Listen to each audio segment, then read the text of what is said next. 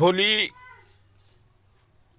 और होली के शुभ अवसर पर आज मैं बलरामपुर विधायक जनाब महबूब आलम साहब के पैतृक निवास स्थान पर मौजूद हूँ। मैं हूँ Bhaskar Bharti Times Asia news channel से। एक्सक्लूसिव इंटरव्यू के दौरान मिलिए शख्सियत जनाब महबूब आलम साहब से जो बातचीत हो रही है आप तक पहुँचाते हुए। महबूब आलम साहब, आप पटना से आए। पटना में काफ़ी कशमकश है। महागठबंधन के टिकट की तैयारी चल रही है, किसे टिकट मिलेगा नहीं मिलेगा। इस बीच आज होली है और होली के दिन आप प्यार मोहब्बत का ताना बाना बुनते हुए बारसोई की इस सरजमीन पर मौजूद हैं, जहां गंगा जमुना तहजीब एक मिसाल के रूप में सदियों से कायम है और जिसे आप महफूज रखने में अपनी पूरी ताकत लगाए रखते हैं। आप बोलिए, आज होली के शुभ अवसर पर क्या संदेश है बलरामपुर क्षेत्र के समस्त निवासियों को? मैं बलरामपुर विधानसभा क्षेत्र की जनता को होली के अवसर पर शुभकामनाएं देना चाहता हूं। दिल की गहराइयों से होली का मुबारक इस वक्त इसलिए भी देने की ज़रूरत है कि जिस तरह से आज देश में नफ़रत का माहौल फैलाया जा रहा है, जहर बोया जा रहा है, भाईचारा पर हमले हो रहे हैं, ऐसे हालत में होली जो रंगों का त्यौहार है, इस त्यौहार का महत्व बढ़ जाता है। ये प्यार मोहब्बत का त्यौहार है, भाईचारे का त्यौहार है। एक दूसरे पड़ोसियों के साथ, एक दूसरे साथियों के साथ रंगों का आदान प्रदान होता है। तबीयत में रंगीनी होनी चाहिए। मैं समझता हूँ कि जिनकी तबीयत में रंगीनी नहीं होती है वो क्रूरता का शिकार हो जाते हैं। और मेरा गांव शिवानंदपुर यूं ही गंगा जमुनी तहजीब का एक बेशकीमती चमन है। ये मेरे गांव में 7 टोला है और 7 टोला में हमारा टोला का नाम साहू टोला है। और साहू टोला का एक हटखोला है जो खास करके जो मेरा गांव है, कला संस्कृति के प्रेम से भरपूर है।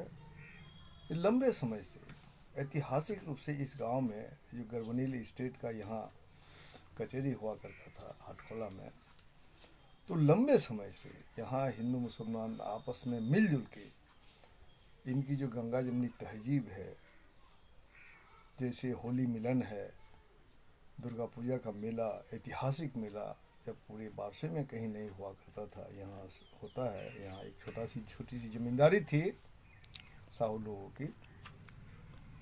अभी भी वो तहजीब बरकरार है।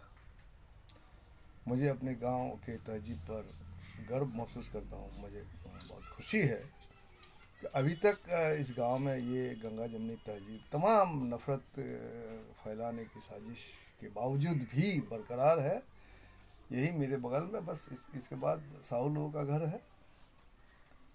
बस अभी हम लोग खाने बैठेंगे। अगर अभी तो रोज़ा का दिन है, रोज़ा मुबारक हो।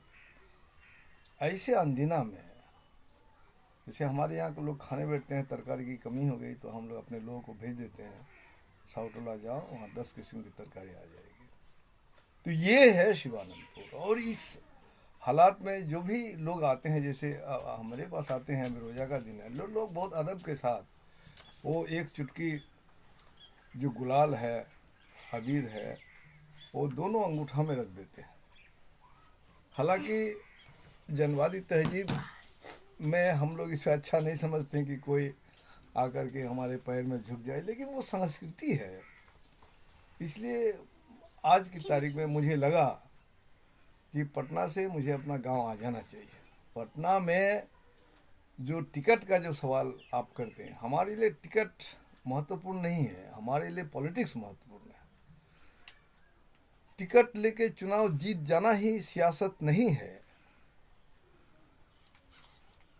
सितारों से आगे जहां और भी है, अभी इश्क के इंतहा और भी है।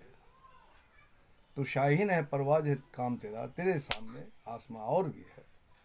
अभी हमारे पास संविधान की हिफाजत की चुनौती है। हमारे पास जो भाईचारा को बिगाड़ने की लोग साजिश कर रहे हैं उसको बरकरार रखने की चुनौती है।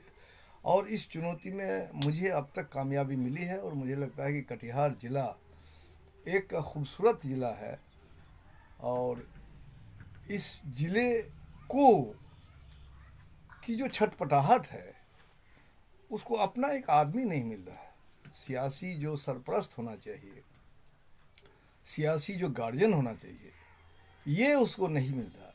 इसी नज़रिए से हम लोग या हमारी पार्टी दावा करती है कि कटिहार की सीट हमें मिलना चाहिए। हम इसका सहज और स्वाभाविक दावेदार हैं। लगातार 50 साल हो रहा है हमारी छात्र राजनीति से अब तक का, 77 से अब तक का, पहले उससे बचपन से ही हम राजनीति में शामिल है, तो हमारी प्रचंड दावेदारी बनी है। और लेकिन फिर भी जो महागठबंधन का जो फैसला होगा वो दिल से हम कबूल करेंगे। हमारे अंदर में छल प्रपंच कपट कहीं नहीं है। हम पूरी ईमानदारी के साथ गठबंधन का फर्ज निभाएंगे और सियासत हमारा कटिहार का कैसे मजबूत हो ये हमारा लक्ष्य है। कटिहार का विकास कैसे हो, मैंने सीएम से बात की, कटिहार डीएस कॉलेज की दुर्दशा पर मैंने बात की। मैंने डीएस कॉलेज से मिर्चावरी जाने तक 1 घंटे का वक्त लगता है जो 5 मिनट का समय लगना चाहिए।